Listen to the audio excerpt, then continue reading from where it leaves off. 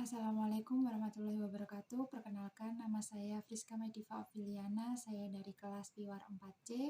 Di sini saya memiliki tugas dari mata kuliah tugas besar yang diampu oleh Ibu Wikan sebagai dosen dan Kak Fani sebagai asisten dosen. Tugasnya yaitu meresum webinar yang telah kita lihat, yang telah kita ikuti dengan tema webinar yaitu Adaptability and Flexibility.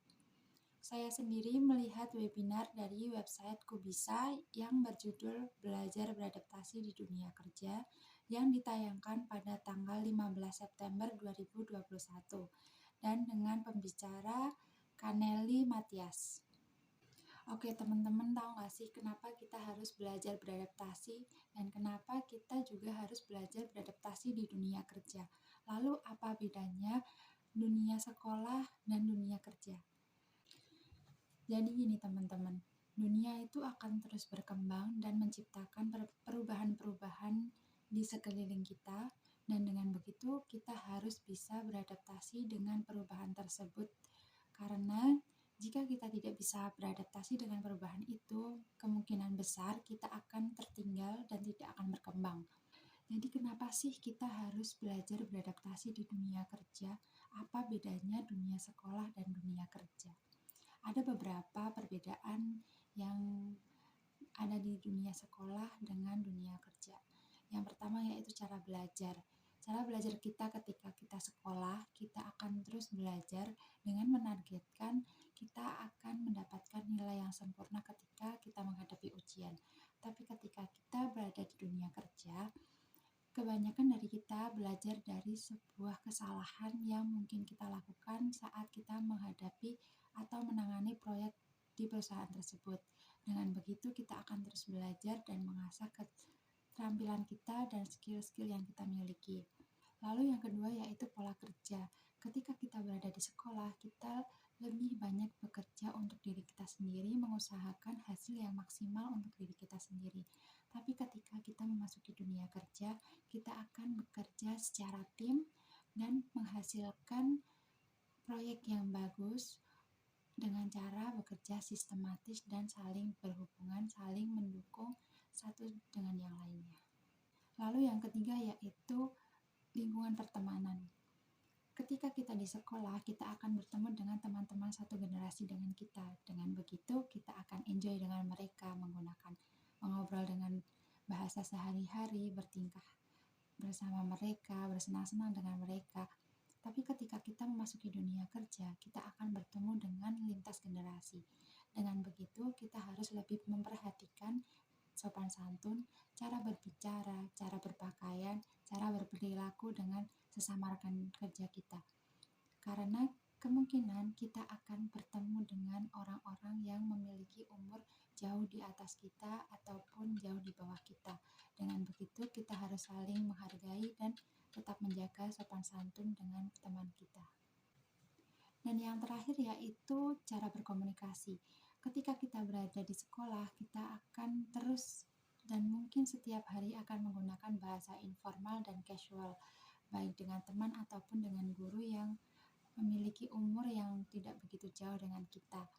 Tapi ketika kita berada di dunia kerja, kita lebih sering dan dipaksa untuk menggunakan bahasa formal dan profesional kepada rekan kerja kita. Teman-teman tahu nggak sih kemampuan beradaptasi itu apa?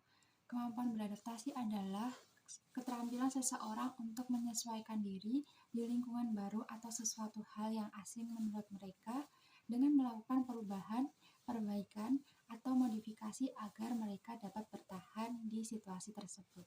Lalu faktor apa aja sih yang bisa membuat kita beradaptasi dengan cepat? Yang pertama yaitu intrinsic motivation atau motivasi dari diri kita sendiri. Motivasi ini biasanya digunakan untuk menunjukkan kemampuan mengenali, memahami, dan melakukan action untuk mencapai tujuan kita. Yang kedua yaitu growth mindset atau pola pikir. Pola pikir seseorang yang percaya bahwa setiap individu itu akan terus berkembang dengan cara terus belajar, terus bekerja keras, terus menggali kemampuan mereka, menerima kritik dan saran dari seseorang, dengan catatan kita akan menerima kritikan tersebut jika kita merasa bahwa hal itu baik untuk diri kita sendiri. Yang ketiga yaitu agility atau kelincahan. Agility adalah kemampuan seseorang menerima perubahan dengan cepat, baik tuntutan maupun secara alamiah. Agility sendiri memiliki beberapa klaster. Klaster yang pertama yaitu people agility atau kemampuan bekerja sama dengan siapapun tanpa memilih rekan kerja kita. Karena setiap individu memiliki kelebihan dan kekurangan, dengan begitu kita juga bisa menerima kekurangan teman kerja kita dan mengambil hal positif yang mereka miliki. Yang kedua yaitu change agility atau mampu menerima perubahan se-ekstrim apapun itu, dengan cara kita mencermati, memahami suasana atau keadaan saat kita menemui perubahan tersebut. Dengan begitu kita dapat mengetahui hal apa atau langkah apa yang sebaiknya kita lakukan saat ini atau beberapa waktu ke depan. Yang ketiga yaitu learning agility atau kemampuan memahami dan mempelajari suasana baru atau lingkungan baru yang kita hadapi.